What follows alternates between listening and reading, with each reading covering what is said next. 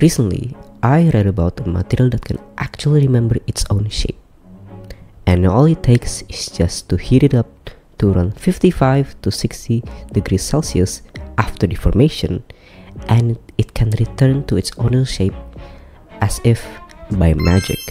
Now, seeing this in action is truly amazing. But what's even more fascinating is the story behind it.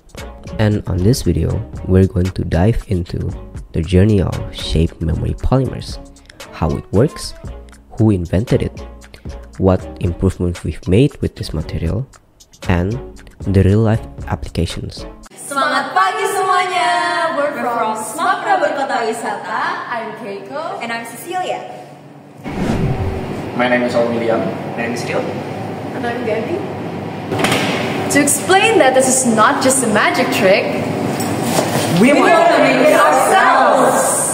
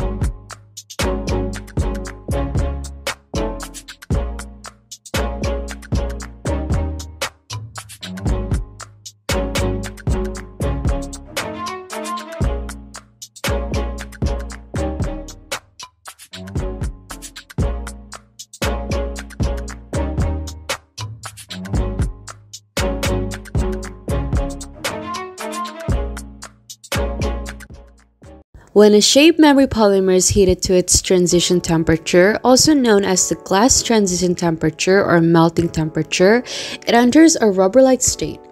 But why does this happen? This change occurs because the polymer chains inside the SMP become more mobile.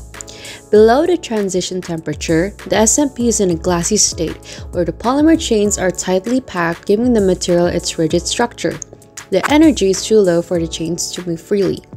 However, as the temperature increases past the transition temperature, the additional thermal energy allows the polymer chains to break free from their restricted positions. This makes the material soft and pliable, similar to how rubber behaves.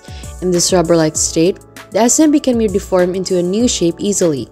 The temporary shape can then be set by cooling the material back down to its rigid state. The question you may ask, why does it go through a rubber-like state?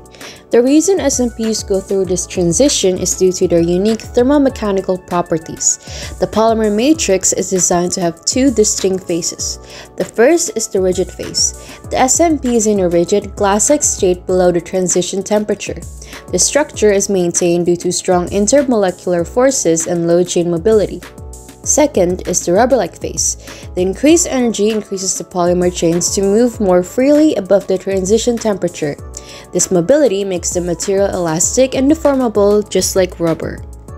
This phase transition is reversible, meaning that when the SMP is cooled back down, the chains return to their fixed positions, restoring the material's rigidity.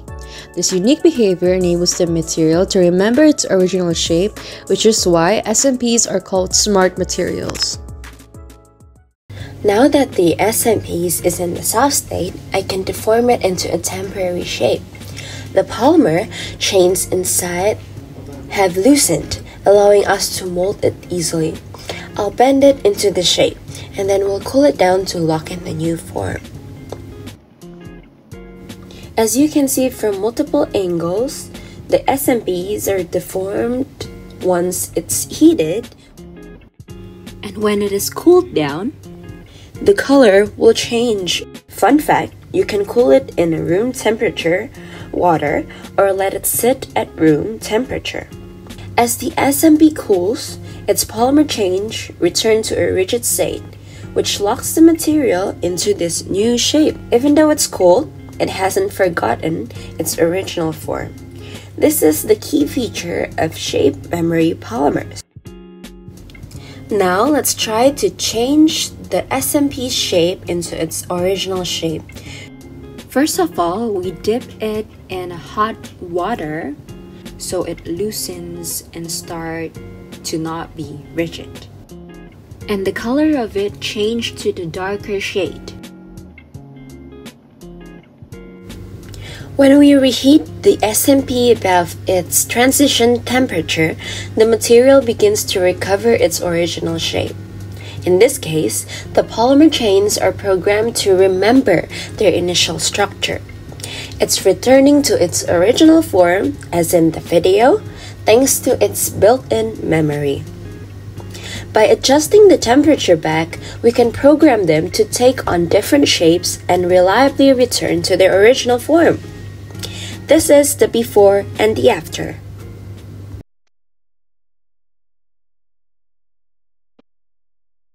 While we've just seen the incredible effects of shape memory programming, SMPs didn't appear overnight. The journey of shape memory materials began decades ago and has evolved through fascinating scientific discoveries. Now, let's dive deeper.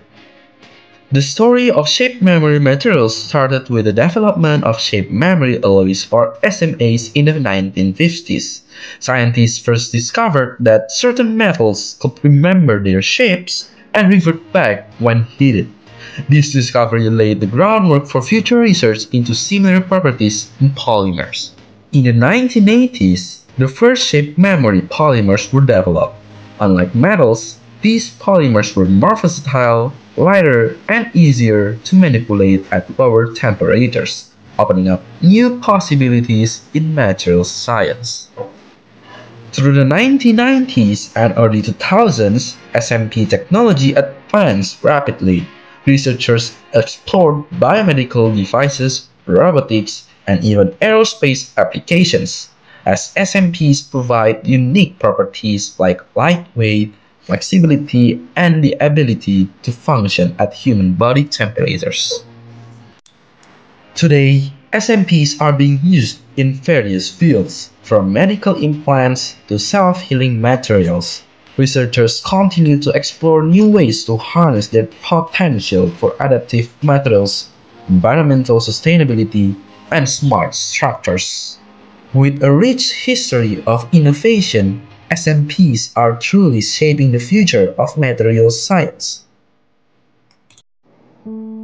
This is the matrix, and these are fillers. Fillers are added to shape memory polymers to improve mechanical strength, thermal stability, and adjust thermal properties. Fillers embedded in the polymer matrix will strengthen and reinforce the structure, especially in high temperatures. This makes SMPs more resistant to mechanical stress while retaining their shape memory properties. For example, adding carbon nanotubes boosts mechanical strength and thermal conductivity, making the polymer more responsive to heat stimuli. This is polymer chain 1, and these are the polymer chains. Cross-linkers create chemical bonds between polymer chains, forming a networked structure. They bond polymer chains together, creating a network that improves elasticity and stability. This network ensures the polymer remembers its original shape more effectively when deformed. The degree of cross-linking can be adjusted to fine-tune the polymer's response. Plasticizers increase the polymer's flexibility by reducing its glass transition temperature. This makes the SMP easier to deform at lower temperatures and helps it retain flexibility while holding a temporary shape. These are the different specimens and fillers that are being used in our experiment, and the effects that fillers have on PCl-based shape memory polymers. The SEM results in our permanent shape phase indicates that the agar-agar PCl specimen has the smoothest surface compared to the other specimens. The gelatin PCl specimen also shows a smoother surface than pure PCl. This is attributed to the role of agar-agar and gelatin as fillers in the SMP, which enhance the polymer's cohesiveness by strengthening the intermolecular bonds. However, agar demonstrates better filler capability than gelatin, resulting in a smoother surface. In the deformed phase, SEM results shows that the agar-agar PCl specimen does not exhibit significant surface changes during the deformation. In contrast, more changes are observed in the gelatin PCl specimen, with the pure PCl specimen displaying the most substantial changes. This is due to the role of agar and gelatin as fillers, which help maintain polymer bonds. This capability is believed to be why the agar-agar PCl specimen can return to its permanent shape almost perfectly. Today, we've explored the fascinating world of shape memory polymers, from their abilities to memorize their shape when they are heated, to the science that makes them so versatile and resilient. We've looked at how fillers and cross-linkers enhance their performance, especially helping for real-world applications like aerospace engineering and biomedicine. Thank you for joining us on this journey. Who knows what incredible application might we find in the future about this material? See you!